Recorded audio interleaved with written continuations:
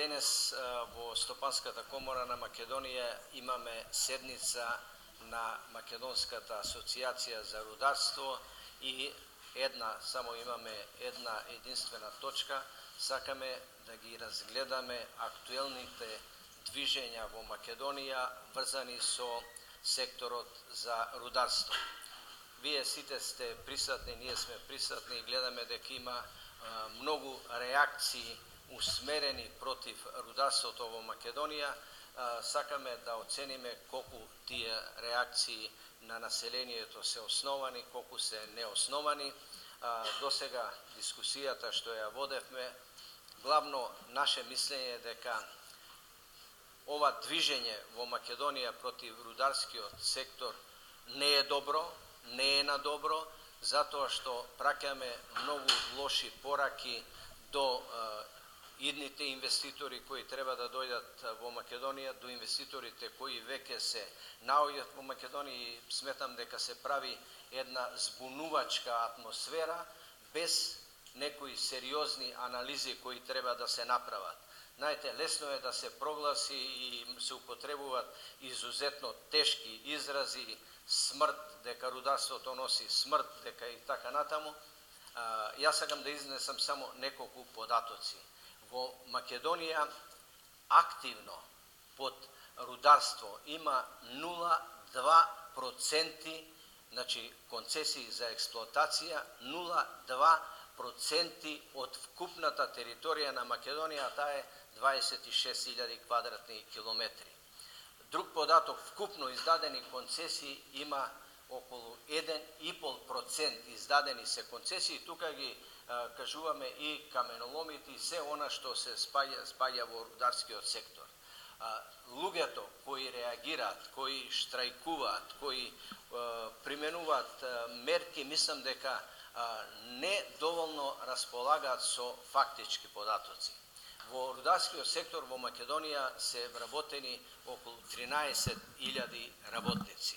Рударскиот сектор со овие површини има регистрирано околу 350 предпријатија, рударски предпријатија во Македонија, вработуваат околу 13.000 вработени и учествува во вкупното производство на Македонија нешто малку помалу од 10%.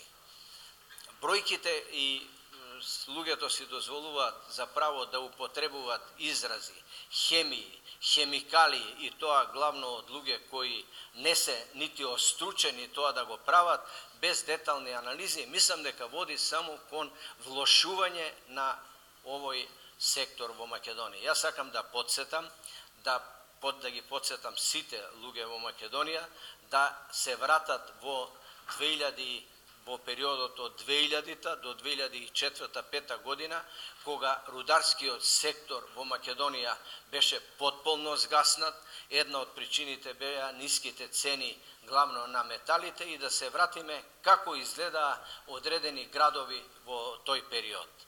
Ние денеска се договориме заедно со Министерството за економија, кој е носител на концесиите во Македонија, се нудиме да седнеме заедно, да изградиме став заеднички и тој став во име на Министерството за економија и во име на владата на Македонија да им го упатиме до сите луѓе кои се заинтересирани во Македонија.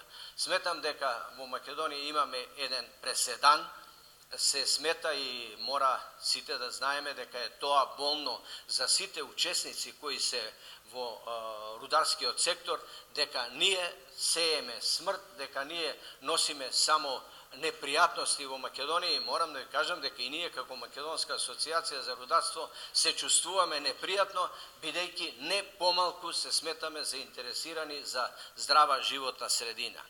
Кај мене беа представници од Богданци, предводена од градоначалничката на Богданци, тогаш им кажав, ние би требало подеднакво да се интересираме што значи животна средина. По мене, а и денеска овде на состанокот го истакнаме, многу поголемо загадување прават во нашата земја неконтролираните пестициди и други средства кои се употребуваат за заштита на растенијата во Македонија, но тоа не го анализираме, не го правиме, не знам од кои причини. Да спомнам дека рударскиот сектор во Македонија има највисоки просечни примања, негде околу 28.000 денари се просечните примања во рударскиот сектор. Би требало добро да се замислиме ние, јас упатувам и до вас медиумите, сите правилно и изворно да ги пренесувате нашите ставови со цел луѓето да слушнат изворно што е тоа што ние го дискутираме, што е тоа што ние го правиме и да може правилно да оценуваат. Хаотичните ситуации не водат сигурно кон ништо добро. Значи, луѓето може да се организираат референдуми, може да дават мислење на локално ниво, но не треба да заборавиме дека нашата држава постоела и ќе постои и понатаму. Ние имаме концесии за експлоатација, имаме дадени дозволи за експлоатација, конкретно во Казан Дол, таму има дозвола за експлоатација, дозволата за експлоатација ја дава државата, носител на обврските и одговорностите е државата, поминало ни сите потребни институции, направени се студии за влијание врз животната средина и сега е многу непријатно да се враќаме назад, да кажеме како е дадено и така натаму, затоа што тоа ќе има сигурно реперкусии и понатаму.